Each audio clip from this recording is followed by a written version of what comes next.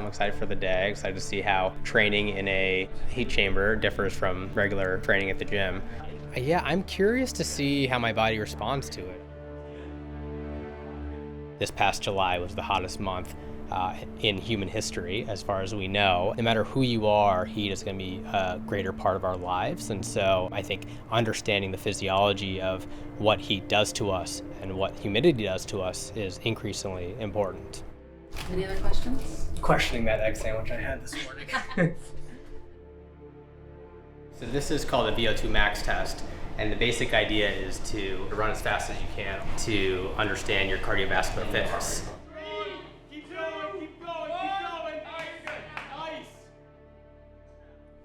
Your VO2 max is about 53 milliliters per kilogram of your weight per minute.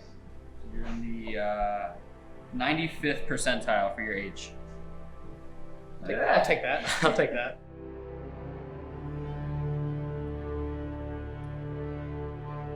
Look down.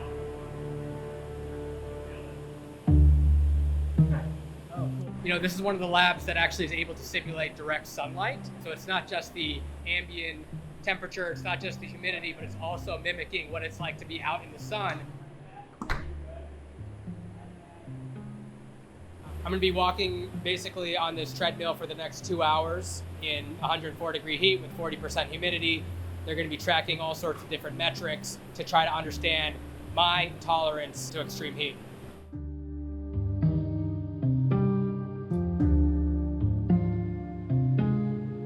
It reminds me of being in a New York City subway underground during the month of July.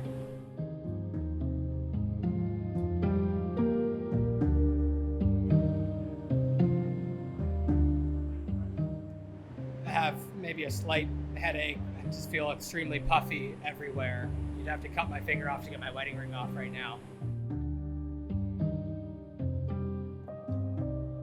We've given up on the subway and just somehow ended up inside a sauna. A lot of your ability to regulate your heat has to do with where the blood goes in your body. And so when it gets really hot, your blood goes to the periphery, to your skin, so that you can excrete that heat, usually in the form of evaporation from sweating. The issue is when you're working outside or when you're moving like I am, your skeletal muscles also need blood to keep moving. And so there starts to become this kind of competition between cooling your body, between feeding your skeletal muscles and feeding your internal organs, including your brain. And so that's where things get a little dicey if you've been out in the heat for a long time and you're having trouble regulating your temperature.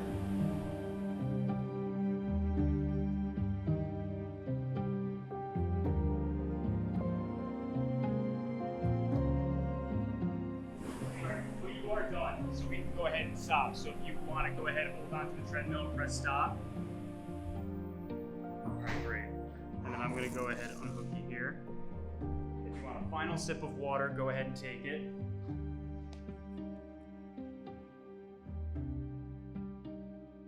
Just a little bit, just to.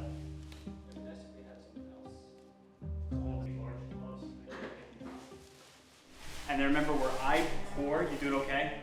Where I pour, you're gonna go ahead and rub with your hand, kind of like you're scrubbing in the shower, okay? So the first thing we're gonna do is your hair, so go ahead and start rubbing. We took 2 gallons of distilled water and we went through every body part. And the idea is we wanted to get all of the electrolytes, the sodium, magnesium, the chloride, everything off of his skin and into the water. And that's why we have all of his clothes in here as well. So now what I'm gonna do is I'm gonna go ahead and mix everything up. I'm gonna wring out the clothes so we can get the water and the sweat out of the clothes so that we can go ahead and put that into our analyzer. In total, he sweat about a little over 1 liter over the course of the 2 hours. So about 2.2 pounds. I can't think like very clearly, you know? So I just finished up 90 minutes of activity in kind of an extreme heat chamber. One of the things that you really feel palpably is how it affects the body. I mean, some of the things are obvious when you're looking at your heart rate, your core body temperature, but some of them are more subtle. I felt a headache. I felt like I wasn't thinking as clearly. I wasn't able to pay attention to things. So all these things, after just 2 hours of being inside the heat chamber, really give a view into what it's like and what it's going to be like to be living in a hotter world.